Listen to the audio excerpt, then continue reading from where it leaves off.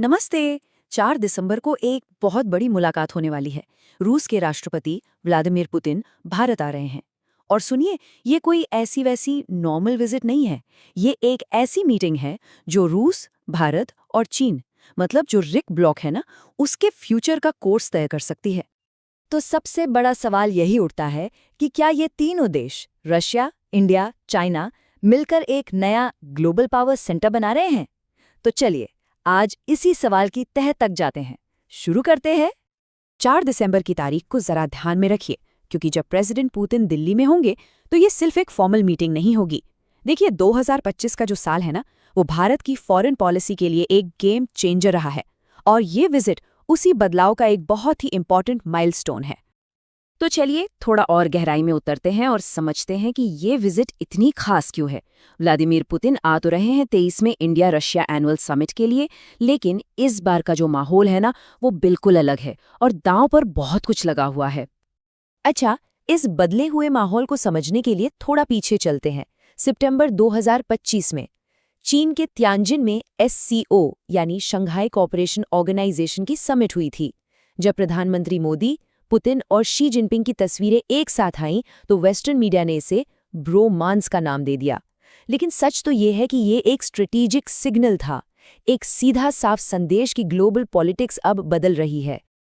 अब सवाल ये है कि भाई, ये देश अचानक इतने करीब आ क्यों रहे हैं? तो इसका एक बहुत बड़ा कारण है अमेरिकी प्रेशर। आप कह सकते हैं कि अमेरिका की पॉलिसीज ने जाने अनजाने में ही इन तीनों देशों को साथ आने की एक बहुत सॉलिड वजह दे दी है। जरा इस टाइमलाइन को देखिए। एक तरफ रूस पर लगातार अमेरिकी सैंक्शंस, दूसरी तरफ भारत पर 50% टैरिफ। और इनके जवाब में क्या होता है? सितंबर में तियानजिन में एक नई दोस्ती की नींव रखी जाती है। और अब 4 दिसंबर को पुतिन की ये विजिट इसी रिश्ते को और पक्का करने के लिए हो रही है। मतलब एक साफ पैटर्न दिखाई देता है।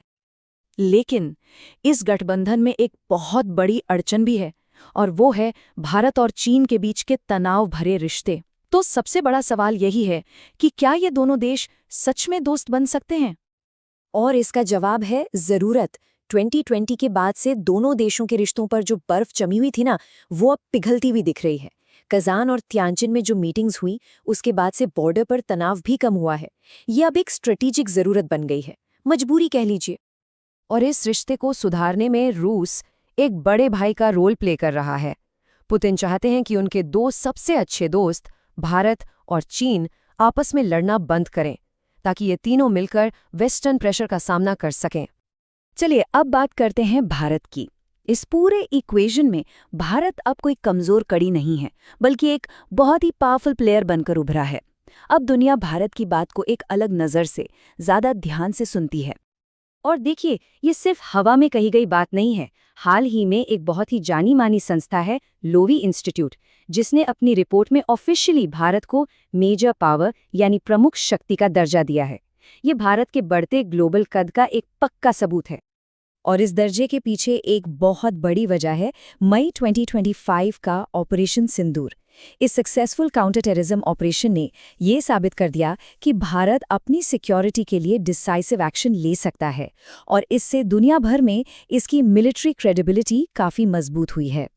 पुतिन की इस विजिट में कुछ बहुत बड़ी डील्स पर बात होने वाली है। जैसे, क्या भारत रूस के सबसे एडवांस्ड Su-57 स्टील्थ फाइटर्स खरीदेगा?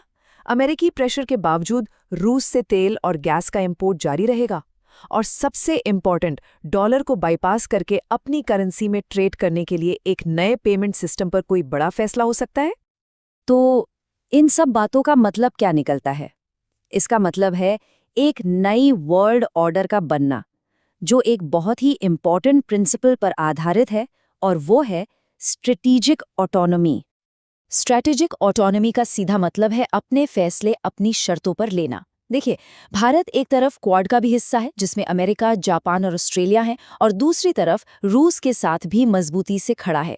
इसका मतलब साफ है, भारत किसी एक कैंप में बंद कर नहीं रहेगा, बल्कि अपने नेशनल इंटरेस्ट को सबसे ऊपर रखकर चलेगा। तो इस पूरी यात्रा का निचोड़ यही है। 4 दिसंबर को जब पुतिन और मोदी मिलेंगे ना, तो वो सिर्फ कुछ डील साइन नहीं करेंगे, बल्कि दुनिया के एक नए पावर ऑर्डर की नींव रखेंगे। और ये अमेरिका और वेस्ट के लिए एक बहुत ही साफ संदेश होगा।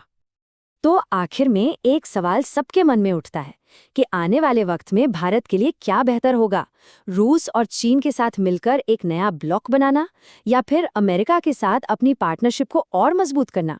फ्यूचर की दिशा इन्हीं फैसलों पर टिकी है।